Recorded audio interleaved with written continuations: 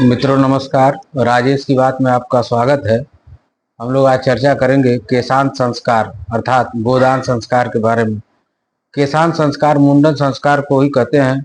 इसमें भी बालक को का मुंडन कराया जाता है। यह मुंडन दूसरी बार होता है और बालक के जन्म के 5वें या 7वें वर्ष में ये मुंडन कराया जाता है। इस मुंडन से अर्थ ये है कि बालक को शिक्षा के अनुरूप तैयार करने के लिए यह एक ड्रेस कोड में आता था कि जब तक बालक शिक्षा ग्रहण करेगा, ब्रह्मचर्य आश्रम का पालन करेगा, उस समय तक बालक के सर पर बाल नहीं रहेंगे।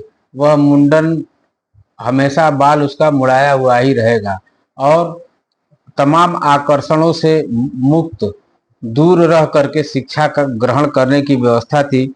जैसे बाल अगर रहेगा तो बाल झाड़ेंगे, आईना में देखेंगे, या आप सुंदर वस्त्र पहनेंगे तो आपके दिमाग में वह सारी बातें आकर्षण से संबंधित आएंगी।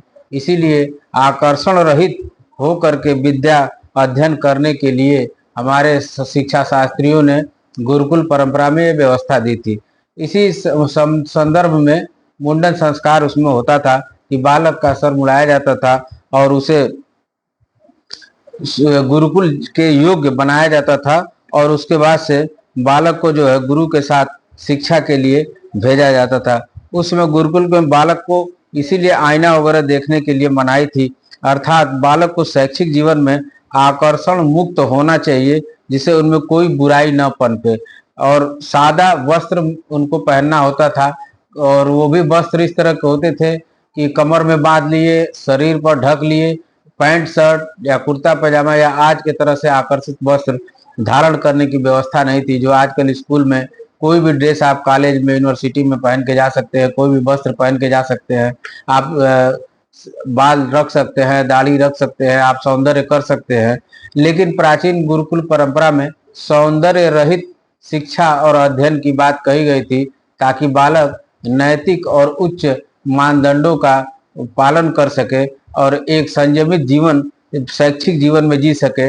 इसीलिए आकर्षण रहित शरीर को बनाने की व्यवस्था थी कि जब तक बालक शिक्षा ग्रहण करेगा इस तरह के आकर्षक युक्त कपड़े या सौंदर्य युक्त अपने दाढ़ी बाल नहीं रखेगा, टीका चंदन नहीं लगाएगा।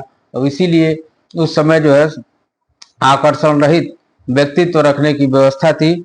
इस संस्कार में भी आरंभ में सभी संस्कारों की तरह गणेश देवी की पूजा की जाती थी और उसके साथ ही जो है उनको गुरुकुल में भेजने की परंपरा थी। तो मित्रों, इस तरह से केशांत संस्कार भी दूसरा मुंडन संस्कार बालक के जीवन में होता था। आज के अंक में इतना ही। हमारे चैनल को सब्सक्राइब करें, लाइक करें, शेयर करें, बेल आइकन को दबाएं। बहुत बहुत धन्यवाद।